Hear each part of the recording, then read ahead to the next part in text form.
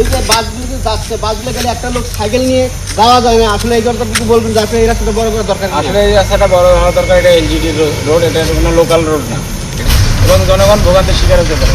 আমাদের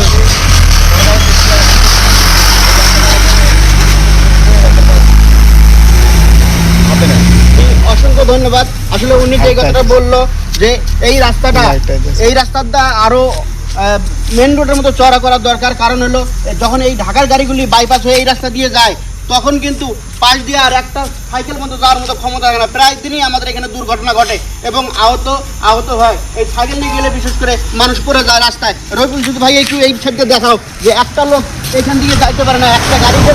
একটা গাড়ি গেলে এরপরে আর কোনো লোক যাইতে পারে না, সাইকেল নিয়ে পড়ে যায়। আমরা প্রতিদিনই এই রাতের বেলায় এই ধরনের ঘটনাগুলি ঘটে। আমরা দেখি যে যেই লোকই সাইকেল নিয়ে যায়, পাশে দিয়ে যখন একটা ঢাকার একটা গাড়ি যায়, তখন সে বাধ্য হয়ে সে নিজে করে যায়।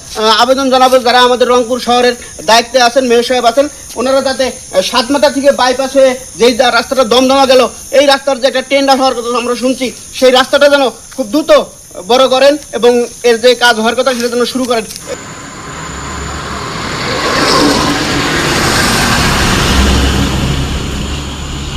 রে এই দেখেন, উনিও কিন্তু এই যে নিচে নামে গেছে। এই যে গাড়ি আসছে নিচে নামে গেছে, আর কোনো বুদ্ধি নেই নিচে নামা ছাড়া। এই হলো আমাদের রংপুরের যে মাহিগঞ্জ হয়ে দমদমার যে রাস্তাটা, সেই রাস্তার অবস্থা। একটা লোক এখানে পার হইতে পারে না এই না নামলে। দেখেন, আপনাদের যদি দেখাই, দেখেন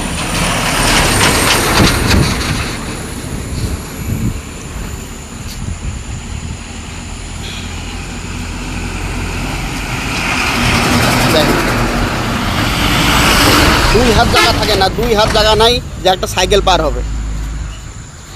যাও সাইডে যাও, দেখেন যানজট লেগে গেছে। ওর সাথে একটু কথা বলবেন যে এই রাস্তাটাতে আপনার চলতে কষ্ট হয় না? রাস্তাতে কন্ডিশন অনেক কষ্ট। হ্যাঁ, আমরা আবেদন জানাতে যাতে এই রাস্তাটা ডবল লাইন করে দেয়। অবশ্যই তার কারণ আমরা যখন আপনার যখন এই রাস্তা বাইপাস দিয়ে যান, তখন তো অনেক সুবিধা হয়, নাকি না? বাড়ানো হয় তাহলে দেখেন, আমরা যখন আপনি যখন এদিকে যান, একটা সাইকেল কিন্তু এদিকে যাইতে পারে না, সাইকেল নিচে নামতে হয়। তো আসলে আমরা যে দেখেন যেটা অনেক বড় জাম। কিন্তু আমরা একদিন ড্রাইভার ভাইয়ের সাথে আলাপ করলাম, যে উনিও কিন্তু বললো যে এই রাস্তাটা আসলে চলা খুবই কঠিন, একটা লোক এখান থেকে যাইতে পারে না। দেখেন এটা সাইকেল এভাবে হেঁটে হেঁটে যায়, এদিক দিয়ে আর কোনো যার বুদ্ধি নাই। দেখেন, যদি আপনাদের দেখাই এই রাস্তাটা তো করুণ অবস্থা। আপনাদের যদি দেখাই যে আসলে এই মায়াগঞ্জ থেকে দমদমার রাস্তাটা সাইকেল কোন দিক দিয়ে নিয়ে যাচ্ছে, দেখেন একটা লোকের সাইকেল চালায় যেতে পারে না। তো এই যদি হয় রাস্তার অবস্থা, তাহলে মানুষ কিভাবে চলবে একটু বলবেন? আসলে দেখেন, একটা লোক সাইকেলে যাইতে পারে না।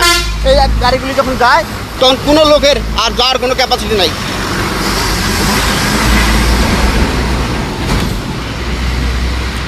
ভাই আসসালামু আলাইকুম।